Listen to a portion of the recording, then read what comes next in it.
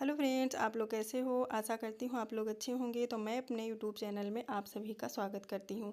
तो यहाँ पे हमारे पास जो ब्लाउज है वो कंप्लीट हो चुका है और मैं इसकी बताऊँगी फिटिंग। तो इसमें हमें सिर्फ फिटिंग ही बतानी है और जो भी हमारे पास नाप वाला ब्लाउज है उसी से मैं फिटिंग करूँगी। और यहाँ पे हम जो हमारे पास ब्लाउज है फिटिंग वाला उसको हमने ले लिया है और आस्तीन को हम पकड़ के यहाँ पे सिलाई करेंगे। तो हमारी जो आस्तीन है उसी से हम इस ब्लाउज़ की नाप लेंगे। तो यहाँ पे हम आस्तीन को ऐसे रख लिए हैं और खींच के हमें यहाँ पे पकड़ना है। और जहाँ से हमारा जो आस्तीन है फिटिंग वाली वहाँ पे हम यहाँ पे उंगली रख लिए हैं। यहाँ पे कोई भी हम निशान नहीं लगा रहे हैं, बस ऐसे ही हम फिटिंग कर देंगे।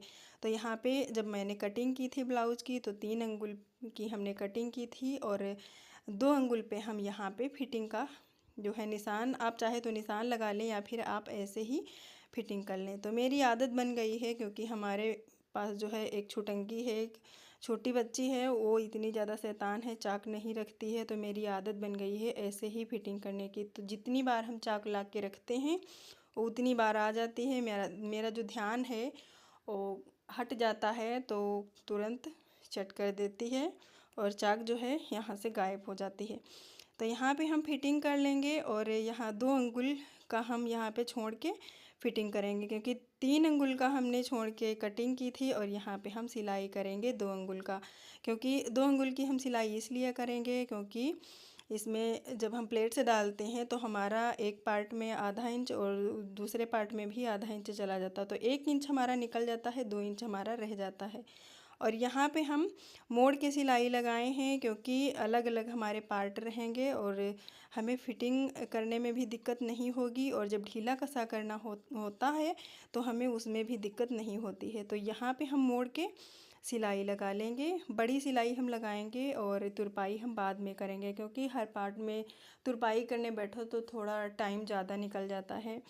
और मैं तो एक हाउसवाइफ हूँ और हाउसवाइफ का आप काम तो जानते ही हैं कि हर काम एक साथ में नहीं हो पाता है। कई बार हम काम करते हैं और काम को छोड़ छोड़ के जाना पड़ता है और कई काम एक साथ में और कई काम निपटाने पड़ते हैं। कहीं तो हम सिलाई करने बैठ गए, बच्चे आ गए, कहीं तो हम बच्चे आ गए इसके बाद में कोई खाना खाने आ गया। बहुत सारे काम हो जाते हैं जो कि हमें उसमें निपटाने पड़ते हैं।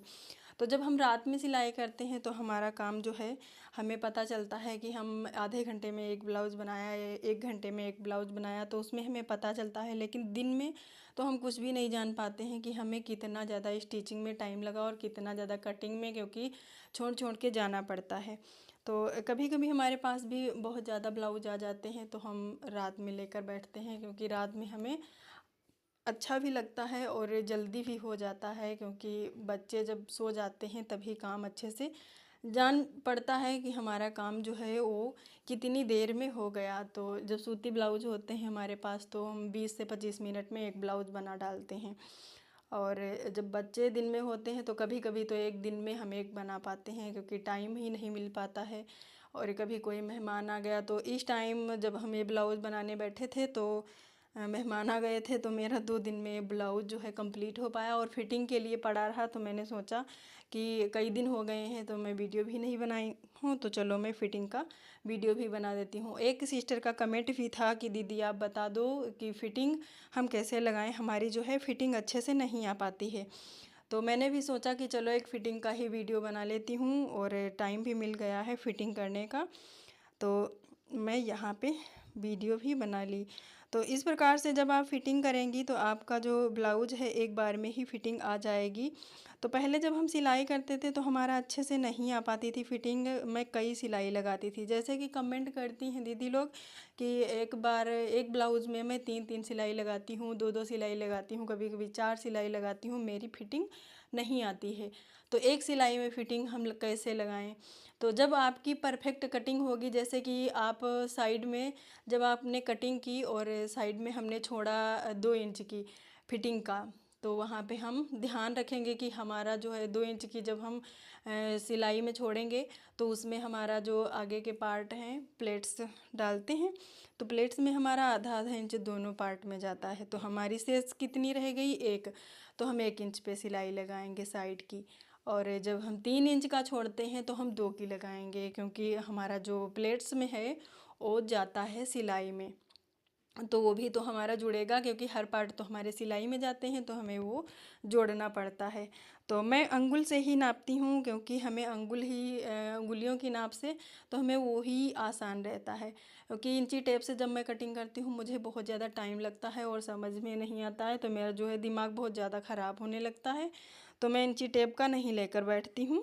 और जब मैं किसी सिस्टर्स का ब्लाउज़ बनाती हूँ तो मेरे पास जो भी ब्लाउज़ सिलाई के लिए जो भी आता है तो मैं बोल देती हूँ कि आपके पास जो भी फिटिंग वाली ब्लाउज़ है तो हमें वो ही दे दो, मैं उसी से कटिंग कर लूँगी, क्योंकि मुझे जो है वही आसान रहता है, उससे हमें बहुत जल्दी कटिंग हो जाती है। और जब इंची टेप का कोई बताता है तो बहुत ज़्यादा मुझे टाइम लग जाता है।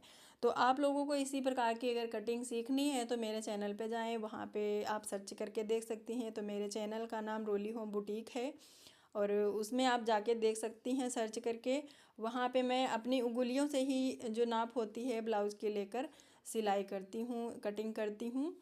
तो बहुत अच्छे से मैं उसमें बता रखी हूँ, आप लोग वहाँ पे जाके सर्च करके देख सकती हैं।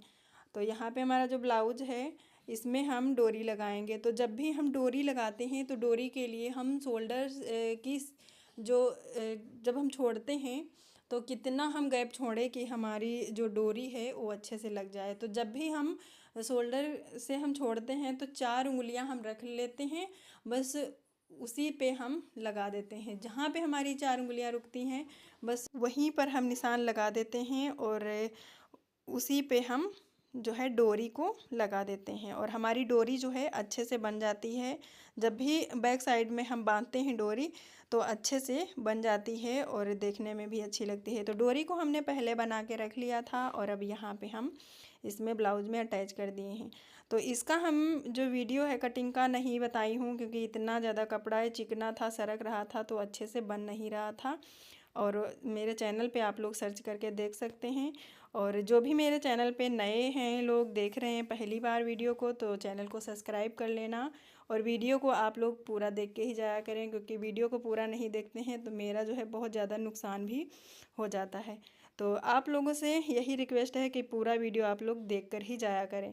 तो मेरा वीडियो अच्छा लगा तो आप लोग लाइक कमेंट करना और अगले वीडियो में आपको फिर मिलूँगी। तब तक के लिए फ्रेंड्स बाय बाय।